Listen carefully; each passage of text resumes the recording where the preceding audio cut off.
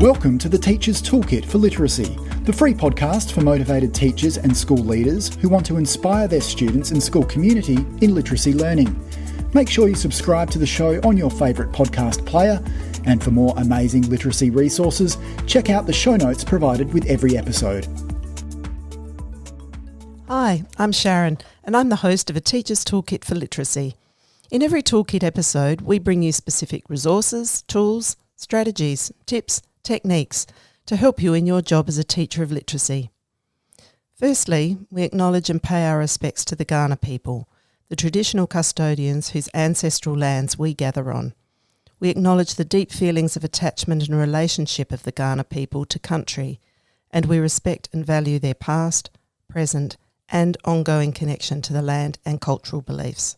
Hi, everybody. Welcome, everyone, to the podcast. In every Toolkit episode, we bring you specific resources, tools, strategies, tips, techniques to help you in your job as a teacher of literacy.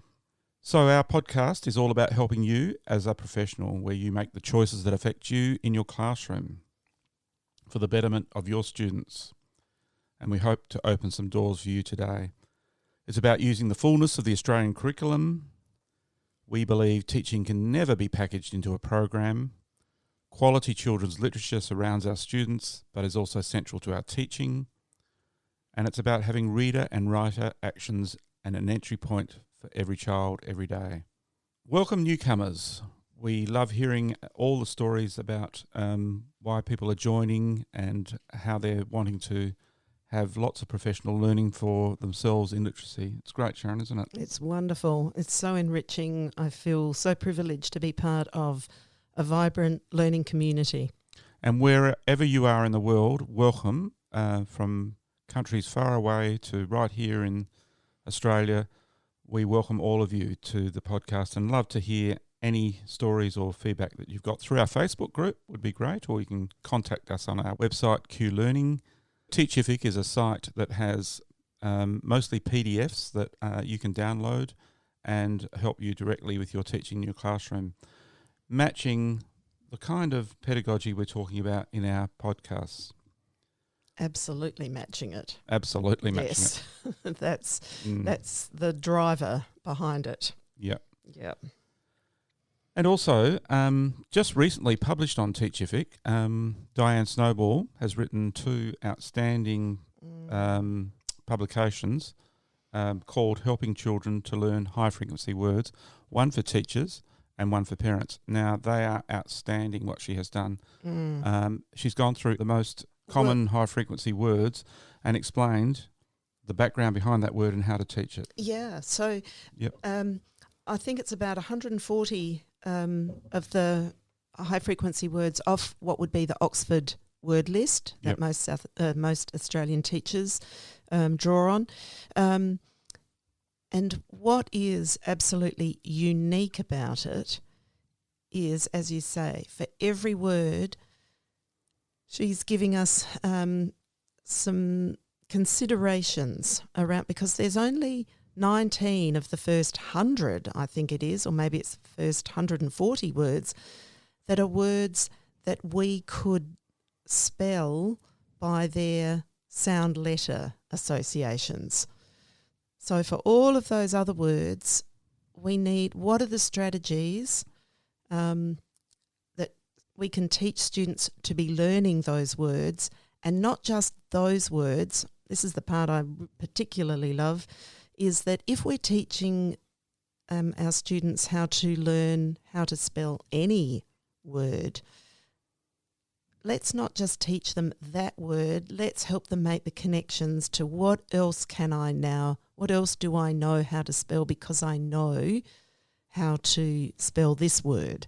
Yeah, so nothing is in isolation. No, that's the power. That's the incredible. Yes, and that we can connect. If I know this, then I also know this, and this. If I know this word, if I've got the word was, and I can hear that in was I have a was sound, and that's made by the letters W-A-S. When else do I have the letter S making a Z sound? So opening up the thinking about those things, shifting it from that not just learning one word at Yeah. a time, but opening it all up. But anyway, I'll run a whole podcast on that one. Yes. And Let's.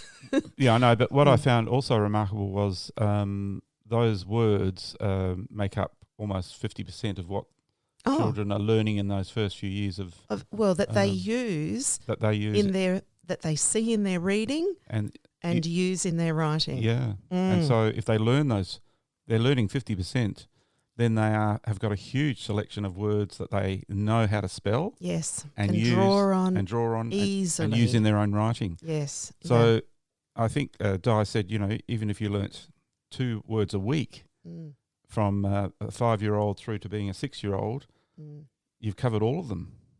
You've covered a huge bank of them. A huge bank of them. Yes. So learning those high frequency words, that resource is something to go to. And the other thing to go to is we had a webinar with Di Snowball recently called Teaching Spelling Effectively, and we've now converted that into a video course, which is also on the Teachific site. So if you go to the site, you can then access 2 videos, and you can then listen to Di explaining a lot of these things.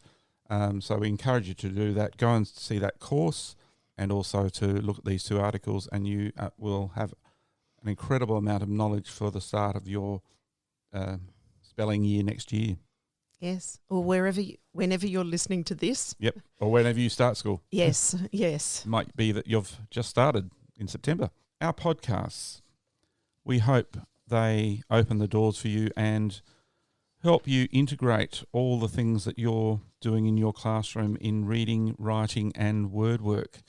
And that's something we're going to get to a little later. But the first thing I'd like to talk about is a chatty ramble with Sharon, and maybe we could talk about our plantings in the garden, Sharon. Yes. I always love this idea that we're going to have a chatty ramble on the podcast, as if we never have a chatty ramble in the rest of our lives. Mind you, our lives are pretty hectic and crazy. And rambly. And rambly. And maybe our garden is particularly rambly. Yeah. But no, we've had I'm actually really excited about your growing interest in the garden. And I'm really enjoying sharing. You mean that I've just realised we've got a garden? Yeah. Yes. I walked out one day and saw our garden. I thought, I got to do something about this garden. No, I think we've enjoyed our garden heartily for quite some time with the big trees that are in the yard, and just planted some roses. Yes. Yep. Yes. Which are looking lovely, and some new gardenias. They've got a beautiful smell, fragrance, those gardenias. Yes. Yeah. Not in flower yet, but we're waiting for those to Yeah. bloom forth. Yes. Now, Sharon, key question number 1, what have you been doing in schools recently? Right. Well, in the first week of the South Australian school holidays, we ran, or through the Be Brave project, we ran 3 days of what was called the Be Brave and Teach intensives.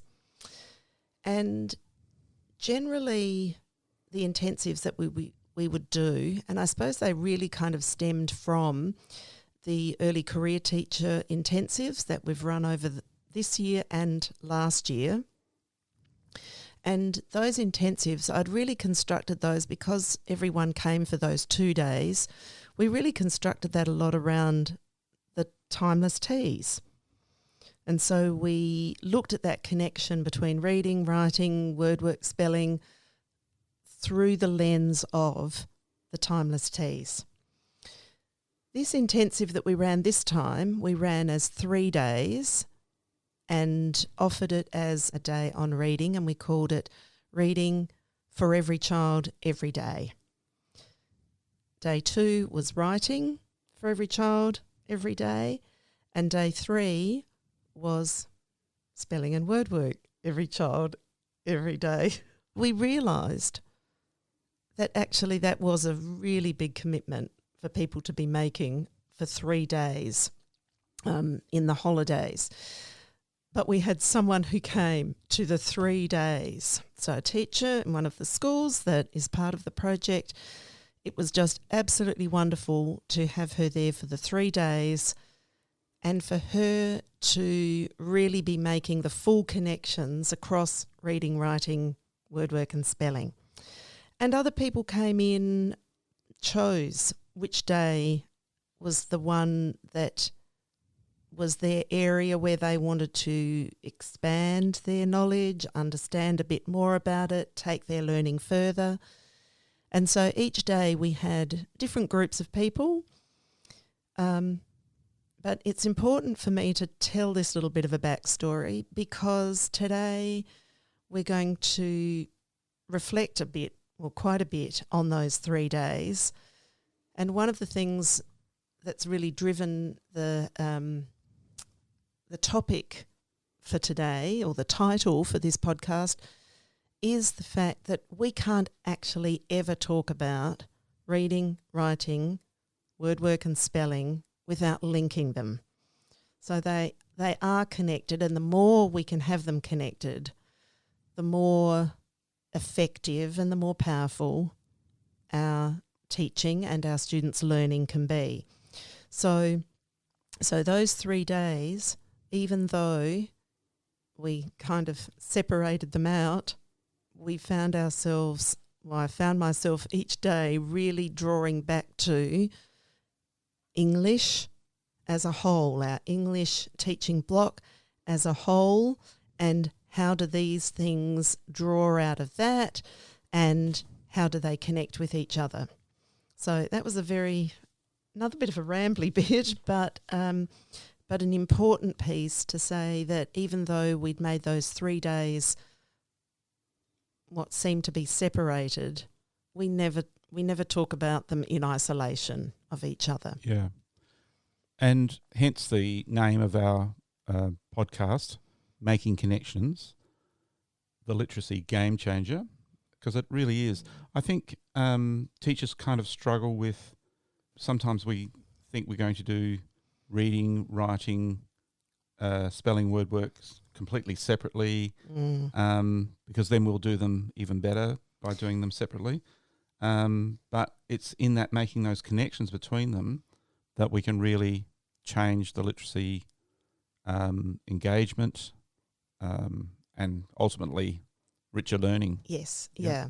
And I think that's where, that separation of the three, I think, becomes more apparent when we're looking for answers around those things, and we find resources that are, or sometimes programs that link or relate to one of those things, rather than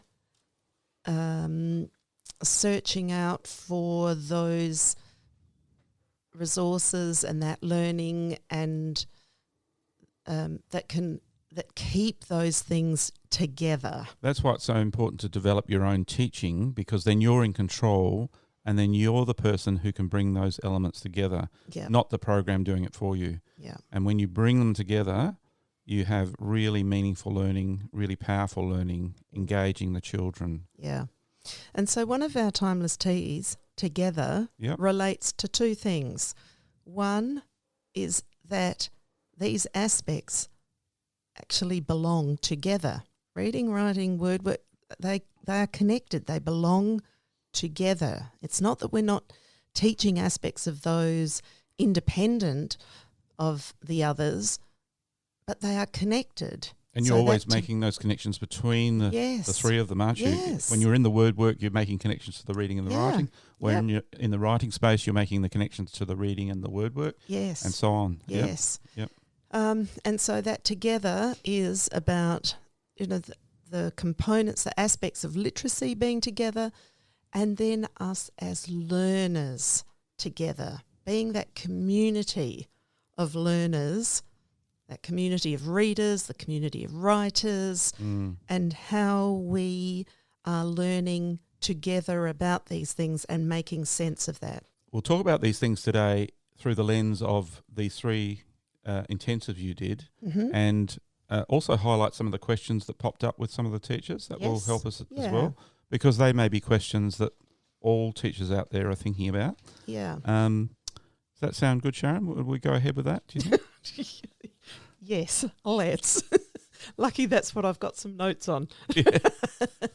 And your titles for the 3 intensives were Reading for Every Child Every Day, Writing for Every Child Every Day, and Spelling and Word Work for Every Child Every Day. Yeah. Yep. And that relates directly to Richard Allington and Rachel Gabriel's work that we've talked about before in podcasts, but that are quite foundational to what Every Child Every Day needs. There's a podcast on Every Day, Every Child.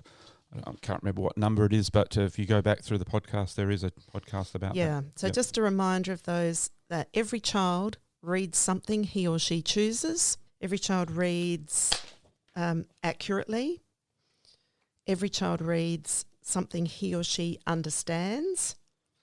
So now we've got that whole notion of accuracy and understanding, so the why we are reading, and making choices about that. So reading isn't something that's just being given to us to do, but we're already making choices and we're already understanding about choosing and using. Yep. Because all of our reading, writing, word work are all active states. Every child writes about something personally meaningful. Every child talks with peers about their reading and writing, and every child listens to a fluent adult read aloud. Every day. Every day.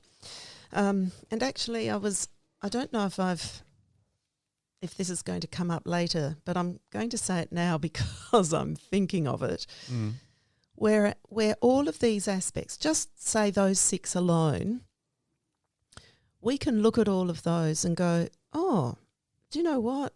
We could probably find a program or a resource that helps us do that one thing. Mm-hmm. Like, for example, I have a lot of teachers asking me this one. Is it good that we use an app or a YouTube resource or one of the subscription programs where books are being read to children? And does that then cover every child hears a fluent adult read every day? And the question is, how is that connected? How is what that child is accessing or what book we put on there, why have we chosen that and why is that person reading it? It's us as teacher. We've chosen to bring this, and it shouldn't. And where are the ongoing chapter books across all the year levels that we're reading every day? We're reading more of that. We need to be the one bringing the learning and the teaching to our students. We're the ones making the choices about that. Now, that's going to come up again later, but I just thought just those 6 things alone, we can find that we can separate those out into, what's going to fix that? What's going to fix that? What's going to address that? These are connected pieces. These are things that we're planning for, that we're bringing to students, not looking for. And actually, we've discovered, haven't we, Sharon, that through running a reading workshop and a writing workshop every day, it gives you the best environment for making the connections between those 6 items mentioned by Allington. And Gabriel. Yep. Yeah. Actually, the 3-day intensives were really built on this as the framework, and it's a quote that I often hear used. Actually, it's by John Rowan. Don't wish it were easier, wish you were better. And I think that is so key to our learning as teachers, is thinking about, all right, what don't wish that I could just find something to make all of this easier. Actually wish for yourself that, how can I do this better? I'm the teacher. How can I do this better? And that's why professional learning is so important. That's why learning more, reading more, listening to more, discovering more is actually going to help us as teachers more than something that kind of dangles in front of us and says, oh, this will make the job easier. All this connecting reading, writing and word work really came out of your Be Brave and Lead and Be Brave and Teach project you've done with it. Yep. And Be Fearless and Lead. For a number of schools in the Adelaide Hills. It's developed out of that. And so when you developed these 3 days of intensives, you thought, let's do each of those topics in literacy, but I will show the connections between all of them. Yeah. Yep. Thank you for bringing me back on track there, because I've gone off on a tangent. I've gone off on many tangents because I'm thinking I'm going to forget to say some things. So, yes. So maybe that is a good place for us to go right back to, so what did each, because each day actually looked very similar. Yep. In the way that it was constructed. So, and just before you go on to that, as another item that's quite interesting too is that you think ACARA is a great place. Well, that's exactly where I was going to go. To develop all this work from. Our English curriculum is made up of 3 strands: language, literature, and literacy. So not reading, writing, word work, but language, literature, literacy. So we start with that. So, well, this is where it's all absolutely rooted in an interconnected way, because we are seeing across all of this how every child every day can actually experience all of those pieces. So it's cleverly written, isn't it? I think it's so rich. I think there's so much for us to draw from and explore. And in fact, in starting the sessions by exploring the curriculum, we actually find some things that we're always a little bit surprised by what we find, because we haven't always dipped into it by looking at it in a connected way. So when we do that, so in the Australian curriculum, English, it says, what is the content? So the learning area descriptions or the content descriptions for this, but the curriculum isn't just a description, it is totally written as an action. And that's my favourite thing about the curriculum. It isn't just describing what we're teaching, it's describing what actions we want our learners to be able to choose and use as readers, writers, word workers. So it isn't just content description, it's actions. So when we start looking at the curriculum, it's full of actions. So let's just have a look at the kind of language that it uses. So I'm here in alphabet and phonic knowledge. Recognise and name all upper and lowercase letters and know the most common sound that each letter represents. Now that's an action. Recognise and name. Spelling, understand how to use knowledge of letters and sounds, including onset and rhyme, to spell words. So choosing and using, understand how to use knowledge of letters and sounds. Let me go to another year level, year 2. In the literature strand, at every year level, there's this fabulous box called experimentation and adaptation. And right here it says, innovate on familiar text by experimenting with character, setting or plot. It says innovate. That's an action. Innovate on familiar text. This is year 2. So there isn't anything static about this. So these are the actions we want to teach.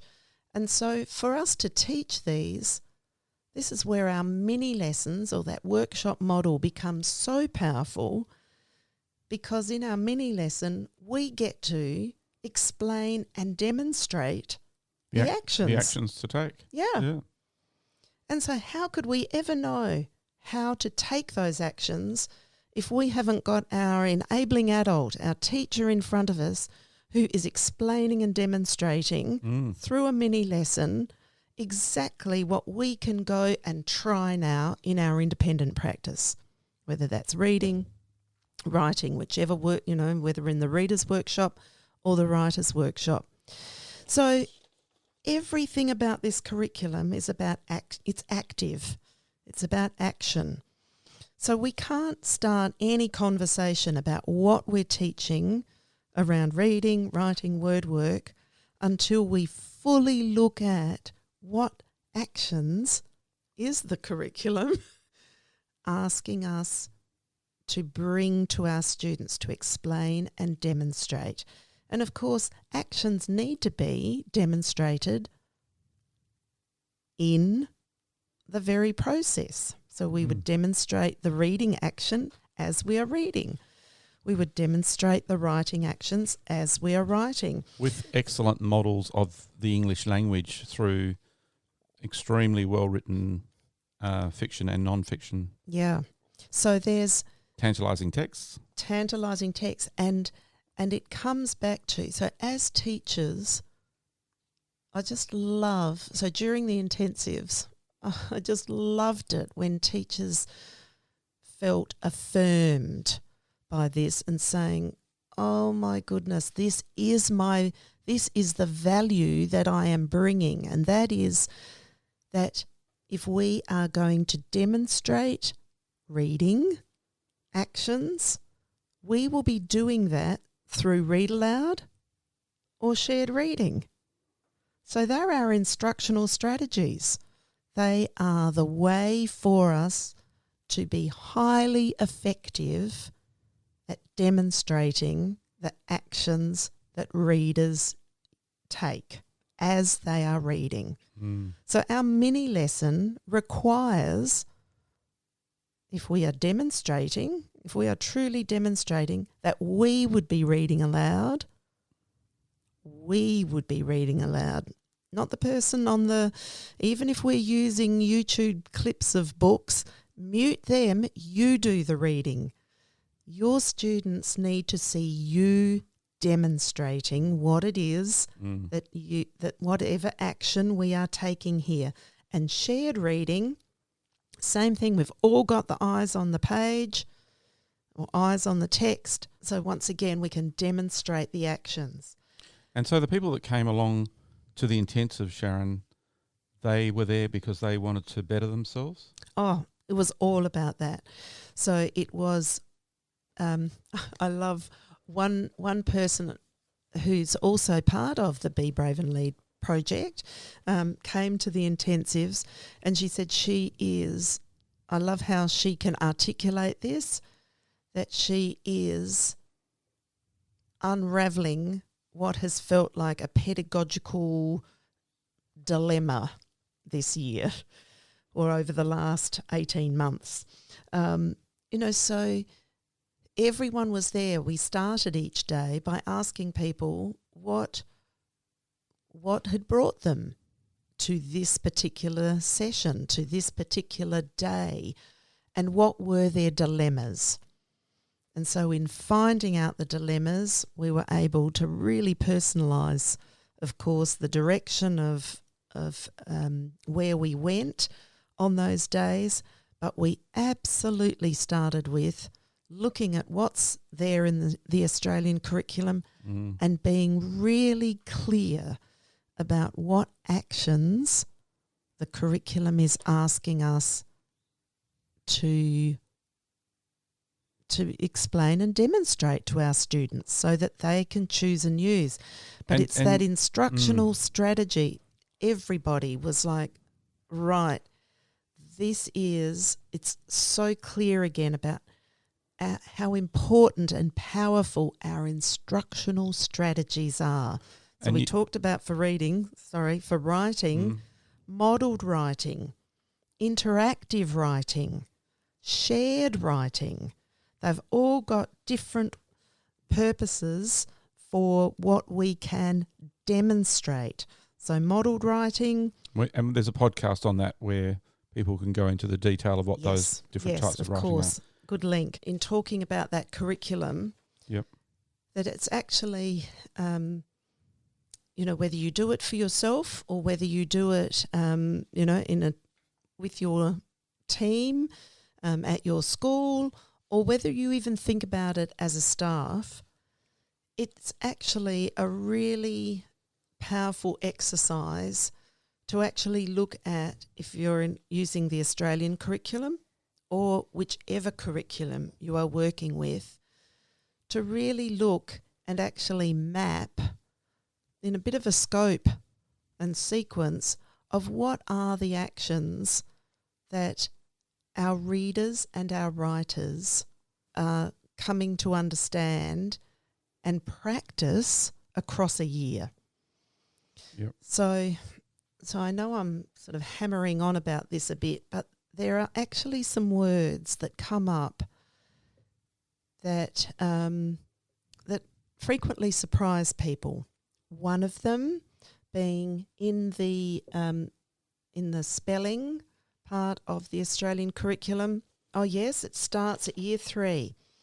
It says know how to use common prefixes and suffixes and generalisations for adding a suffix to a base word.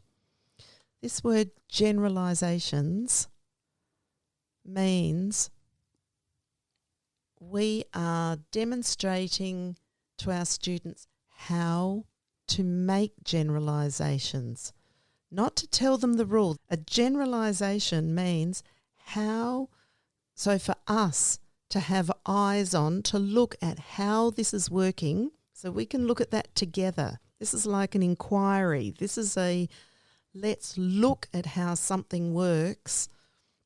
So let's look at how when we're adding a suffix to a base word, how does that work? So programs or worksheets, or sometimes we as teachers go, well, this is how it works, just do this.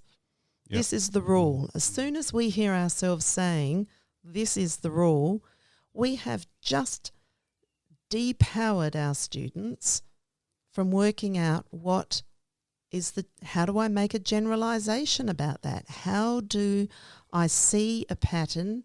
How can I unravel how is this working?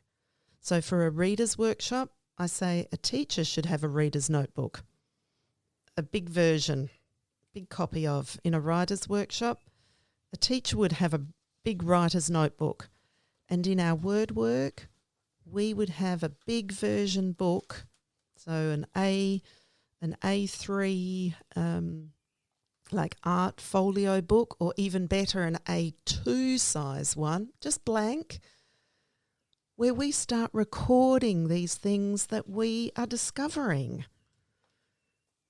So this is being active, and it's that one word. Starts appearing from year 3, and it's there, year 4, 5, 6, 7, on it goes, because these are actions that we are teaching our students to take, not just for this one word and this one suffix, but how do any suffixes work? So this pattern searching and this meaning making is part of the actions that we need to enable our students to do. And I guess you're teaching them something that can be applied over many different situations. Exactly. And so then you're empowering them as a learner. Yep. And so that's a connection across reading, writing and word work, isn't it? Yes. Yep. Yes. So it's always empowering them to have an opportunity to practice what we're exploring here, but then to make connections and go, if it works here, then I can apply that. Let me try that here. That wasn't very specific at all, but I hope that links to what you're saying then is that it's not just in this one situation that we've now taught them something. This is about building strategies and actions for them to take. So that Australian curriculum piece, I just want to, for anybody, go exploring in there, go looking for the actions that we're teaching, because that's the difference between I'm teaching content to I'm teaching actions. And that's what our readers and our writers and our word workers need, are actions to take, because the term literacy means to choose and use. And we want to build those actions for their choice and use. And those actions, the strategies within those actions can be applied over many different situations in their learning. Yes, yeah. That's the power. Yes, that's right. It's not just, that it just fits right here today and that's it. And that a lot of these actions aren't just linked to English, that they're linked to their learning. They're learning strategies. They are ways of us being able to be active as learners rather than just waiting. And of course, this links to the whole entry point for every child. No ceiling. Everyone's in with the action that they need, and why we can't just think that, well, today we need this because this is what it might say on a lesson planner that we're working with. We always want to be keeping in mind, what do they need? What have I noticed that they need? And what actions am I giving them? Now, we haven't talked much about, I guess, making those connections between reading, writing and word work in a particular lesson. You might be teaching, a reading action, or you might be teaching a writing action, but making those connections across the different areas within a lesson, probably not easy to do in a podcast, probably easier to do if you showed it to teachers. We've sort of talked about for reading, and Allington and Gabriel talking about, every child every day choosing. Yep. Choosing something he or she to read, reading with accuracy, reading with understanding. So here we're talking about reading processes and word-solving strategies. So word-solving strategies for accuracy, right? So now we would connect, we can absolutely draw on what knowledge are we using from our word work and our spelling to apply to solving words or to finding out the meaning of words because of how we're looking at words. So here we've got an immediate connection. And then in our writing, if we think about what are the things we're trying to chase down in our writing, we're not just chasing down a structure in our writing. Writing is where we choose and use our knowledge of words that we've learnt and our knowledge about words. That's going to play out in the choice of words that we use and in how we spell them. Mm-hmm. So spelling only exists so that other people can read what we are writing, so that we can bring meaning. So what we want to say, someone else is going to be able to read that. Yeah, I was going to say, in our teaching spelling effectively webinar and now video course with Die Snowball, the spelling work that you do needs a base level of lots of reading and writing going on in your classroom. Yeah. So to be effective. If we talked about what are the principles and practices for spelling, yep. Number 1, frequent purposeful writing. Yep. Number 2, opportunities for children to read each other's writing. Number 3, many opportunities to see and read print. Number 4, assessing children's writing to help us know what to teach them about words and which words to learn. modelling spelling strategies, encouraging risk-taking, linking spelling to reading and writing, so that when we're working with words, we can say, if we know how to read this word, this would also help us to read what other words? Many other words. Yep. Or if we can write this word, that also helps us to write these words. So intentionally connecting and saying to our readers and writers, this is how we use these things. There is a process of inquiry to form generalisations. It's one of the underlying principles for that. And there's that word, generalisations. Yep. Because that's the action. But we need, so what do we need as spellers? We need lots of writing. We need the connection to reading and writing. We need lots of reading to be able to see words in print. We need to be in a process of inquiry to know how spelling works. So our reading, if we say, okay, so how's our reading connected to our writing and our spelling? So we've already talked about some of the connections to reading. Reading's going to help us with our spelling if we notice. Let's look at those words. What do we notice about them? What are we noticing about the word parts there that's going to give us an idea of what that word means? So how are we using how are we using our knowledge about words to know how to get to the meaning of a word? How,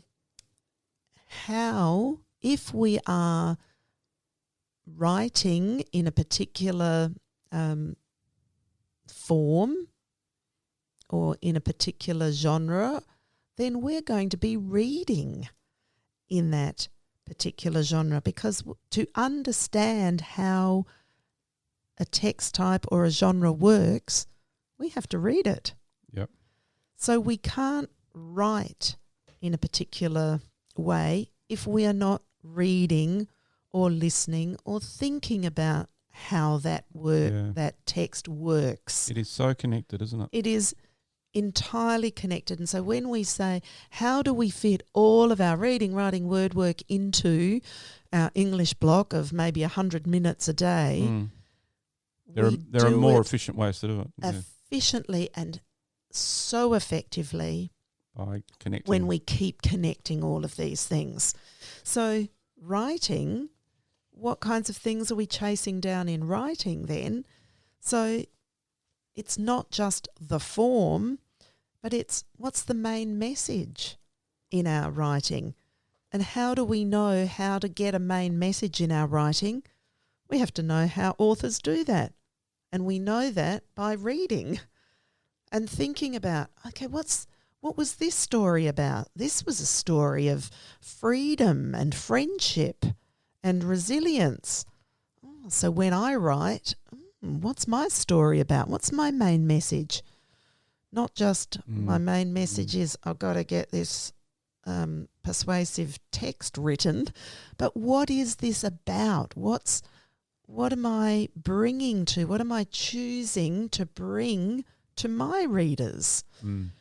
So I can't be a writer, an effective writer, if I'm not thinking about my readers. Yep. And to think about my readers, I have to understand what I'm doing as a reader. So ideas, so the organisation of a piece, so how a piece is organised, not just those structures that we talk about like a narrative and a persuasive, but all of those wonderful structures that we find within imaginative text. So what are those structures? Well, there's poetry. Let's think about all the organisational structures in poetry. Let's think about all the organisational structures in, what about fantasy, mystery? That's just, within imaginative. So organisation, voice, personal tone and author's message, finding voice. How can we find our voice if we're not a reader? So one of my mantras is we can only write as well as the text we're surrounded by. Yep. So whether that's literature or informational text, like you said, we need fiction, we need non-fiction. We can only find our voice if we've heard the voice of others. So I'm seeing the absolute power of connecting here. This is the end of our podcast, Making Connections, Part 1, and we look forward to you joining us next week for Part 2. Bye for now. Thanks for listening to the podcast. To make sure you don't miss any literacy learning tips and insights, please subscribe to our show on your favourite podcast player. At Q Learning, our literacy specialists draw on over 30 years of teaching and international consulting experience to deliver world-class learning solutions. We equip, empower and support teachers to become their authentic selves. To find out about upcoming webinars and about how Q can help you and your school, visit qlearning.com.au. And you can get even more amazing teaching resources right now at teachific.com.au. Stay tuned.